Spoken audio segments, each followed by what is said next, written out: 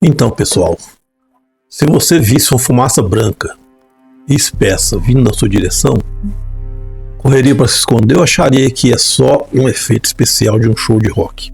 Seja muito bem-vindo ao canal Sétimo Grito, eu sou Marco Antônio e hoje nós vamos entrar aqui de cabeça no pesadelo de O Nevoeiro. Eu vou te mostrar o manual definitivo de como sair fora dessas criaturas mais bizarras, nojentas e mortais de outra dimensão. Quem já assistiu o filme, às vezes não tem interesse de assistir de novo, pessoal.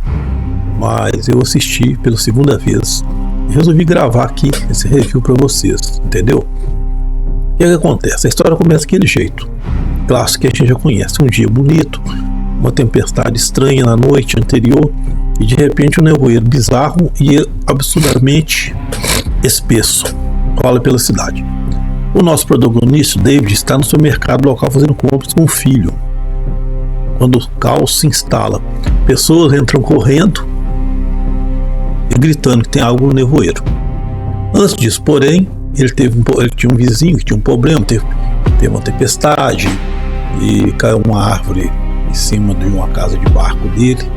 Ele, mas o vizinho não combinavam e eles na hora lá fizeram meio que as pazes e foram para o supermercado juntos, entendeu? E ele levou o filho dele. Então pronto, o mercado vira instantaneamente o quartel-general de sobrevivência. E qual é a primeira regra de ouro para sair fora de um apocalipse deste? Ficar dentro do maldito prédio, sair daquele nevoeiro sem enxergar um palmo à frente, é assinar seu próprio testado de óbito. Mas claro que o ser humano adora testar a seleção natural. Alguns funcionários e clientes decidem ir até os fundos na área de carga porque o gerador quebrou. Eles ouvem um barulho esquisito vindo da porta de metal da garagem. O bom senso diz: galera, vamos voltar para perto das prateleiras, salgadinho, esperar. Mas não. Um jovem funcionário decide que é uma excelente ideia tentar abrir a porta só um pouquinho para ver o que tem lá fora. O resultado: tentáculos gigantes com dentes ventosos entram rasgando tudo, agarram o coitado pelas pernas e o puxam para a morte, enquanto ele grita desesperadamente.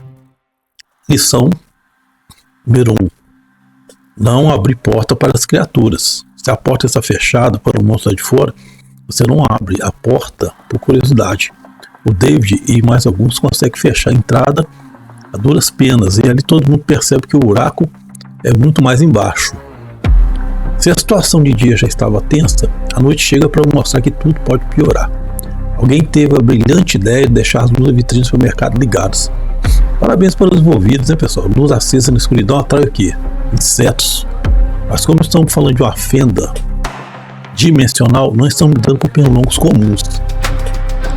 O vidro começa a ser bombardeado por moscas, escorpiões gigantes e criaturas voadoras que parecem pterodáctilos, saídos de um pesadelo pré-histórico. O vidro não aguenta pressão e quebra, transformando o mercado em um verdadeiro confinamento do terror. Então o que acontece, pessoal? Com o vidro quebrado, o mercado vira um cenário de guerra. As moscas, escorpiões gigantes começam a pousar nas pessoas e a picada delas injeta a toxina para caçar. Os insetos de quebra levam alguns humanos de brinde. É o caos absoluto, mas é aqui que a gente aprende a segunda lição sobre sobrevivência. Em um apocalipse, tudo vira arma. O David e os sobreviventes mais espertos não ficam parados chorando.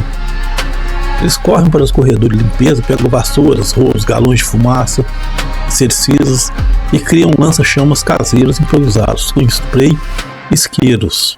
Eles começam a queimar os bichos no meio do supermercado. Se você quer derrotar criaturas de outra dimensão, meu amigo, você tem que ser mais rápido do que elas e usar o cenário a seu favor. No final da noite, eles conseguem repelir o ataque, mas o preço é alto e o mercado fica destruído. Depois do ataque noturno, várias pessoas ficam gravemente feridas e queimadas. O mercado não tem suprimento médico suficiente, mas existe uma farmácia logo ao lado. O problema é ela está completamente coberta pelo nevoeiro. O David monta um pequeno esquadrão de elite com os caras mais corajosos ou os mais desesperados, né, pessoal? Aí fica a critério de cada um, para fazer uma missão de resgate de medicamentos. Eles amarram uma corda na entrada do mercado para não se perderem na fumaça e andam a passos lentos até a farmácia.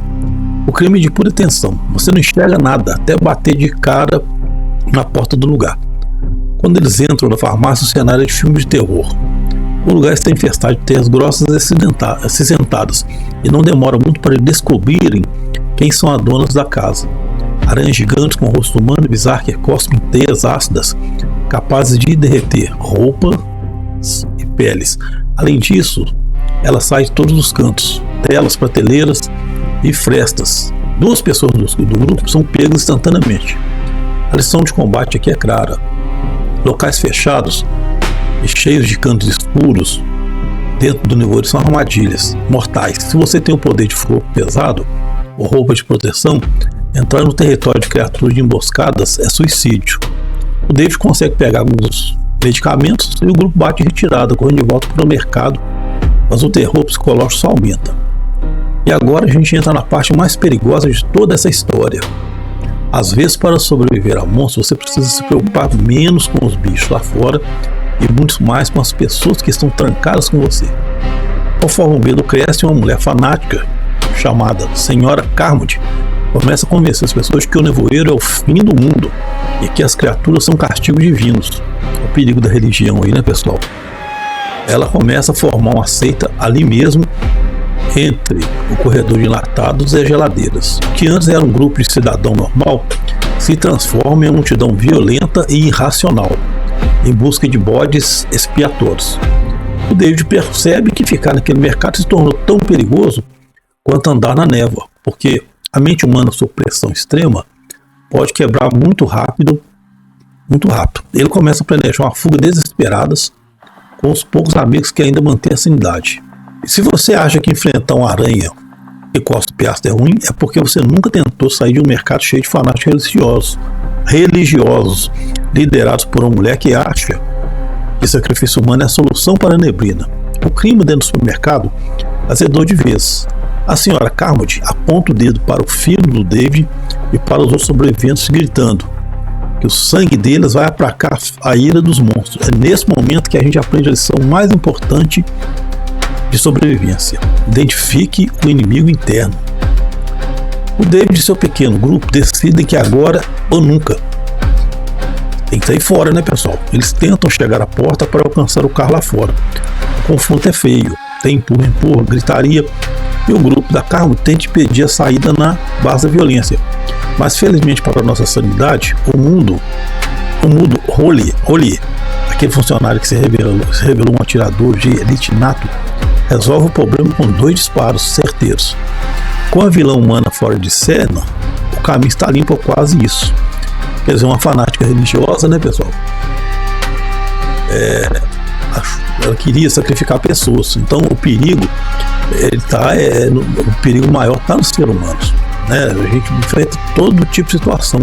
Mas qual a coisa mais perigosa que nós enfrentamos no nosso dia a dia do que pessoas, do que seres humanos, não é verdade? A corrida no mercado até o carro é o teste definitivo de velocidade e sorte.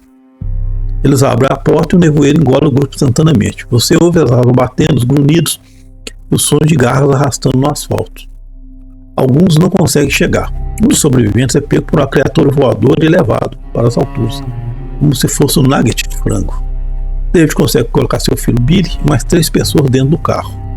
Eles ligam o motor e finalmente as rodas começam a girar. Sair do mercado foi a decisão certa naquele momento, parecia a única, mas o que eles encontram na estrada é algo que nenhum manual de sobrevivência te prepara para enfrentar. Eles começaram a dirigir sem rumo, vendo a destruição completa da cidade, carros batidos, teias cobrindo casas inteiras, silêncio, né, pessoal, do ambiente, o chão. De repente o chão começa a tremer. Não é um terremoto, são passos, e no meio da névoa surge a criatura mais impressionante e retornando todo o filme. O Barrymont, não sei falar. É um bicho tão grande que o carro do David parece um brinquedo perto das patas dele. Ele tem 6 pernas gigantescas, centenas de tentáculos, e eles começam a dirigir sem rumo, vendo a destruição completa da cidade, carros batidos, teias cobrindo casas inteiras e o silêncio imortal da névoa. De repente, o chão começa a tremer. Não é um terremoto, são pastos. E no meio da névoa surge a criatura mais impressionante e aterrorizante de todo o filme. O Behemoth é um bicho tão grande que o carro do Dave parece um brinquedo perto das patas deles. Ele tem 6 pernas gigantescas, centenas de tentáculos pendurados no corpo, e é tão alto que a cabeça dele se perde no céu cinzento. Aqui a lição de derrota das criaturas muito figura. Como você derrota algo desse tamanho? A resposta curta é: você não derrota. Você reza para ele não pisar em você e simplesmente para que ele volte lá de onde ele saiu, entendeu? E a fenda dimensional, outras coisas que a tecnologia humana nem arranha.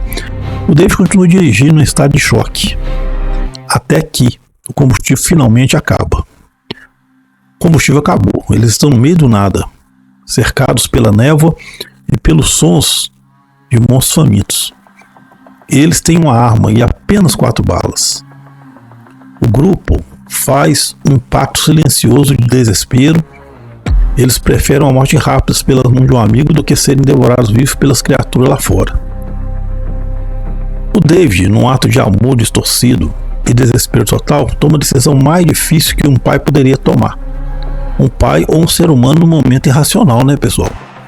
Ele usa as balas nos seus companheiros e no seu próprio filho para poupá-los do horror. E ele fica sozinho esperando que as criaturas venham buscá-lo. Ele sai do carro gritando e implorando para ser morto pelos monstros. Mas o destino, meus amigos do Sétimo Grito, é um vilão muito cruel. Segundos depois do disparo, o som que o David ouve não é de um monstro, mas de motores pesados. Os tanques do exército americano surgem da névoa, acompanhados por soldados com lança-chamas que estão limpando a neblina e incinerando todas as criaturas e as teias. A ajuda chegou, mas 5 minutos tarde demais para o Dave. A ironia é esmagadora. Ele sobreviveu a tudo. Derrotou monstros, escapou de fanáticos, mas perdeu a luta contra o próprio desespero e contra ele próprio, né, pessoal? Ele perdeu a luta contra ele próprio. Perdeu a luta contra ninguém. Então, pessoal, o que o Nevoeiro nos ensina sobre derrotar e sobreviver a invasões dimensionais? Primeiro, manter a calma, mas não a complacência. Segundo, seus vizinhos podem ser mais perigosos do que os monstros. E terceiro, e mais importante, nunca desista da esperança antes do último segundo. Se o David tivesse esperado mais 5 minutos, 10 minutos, 15 minutos, o final seria de herói e não de tragédia. Justamente, né, pessoal? Desde o início do filme, todo mundo pensa que ele vai ser um grande herói, e que ele não vai ser um vilão, que ele não vai ser uma pessoa despreparada, que ele vai estar ali firme, né? Então, o que acontece? Eu consegui sobreviver, pessoal. A camisa só rasgou a camisa aqui, ó. Só rasguei a camisa, entendeu? Só a camisa que rasgou aqui, ó. A fanática religiosa me agarrou lá, rasgou só minha camisa, eu consegui fugir e consegui salvar meu chapéu também, meu óculos também, entendeu? Consegui salvar meu óculos também e tô aqui gravando um vídeo para vocês, né? Então é o seguinte, né? E se você, o que faria se tivesse preso aquele mercado? Teria coragem de enfrentar as aranhas? Você juntaria a seita da religiosa maluca? Deixe seu comentário aqui embaixo, porque eu quero saber o seu nível de sobrevivência. Aperta o like aí, pessoal, comenta, entendeu? Ativa o sininho para não perder os próximos vídeos que nós vamos gravar aí. Grande abraço a todos e até mais, tá bom? Valeu!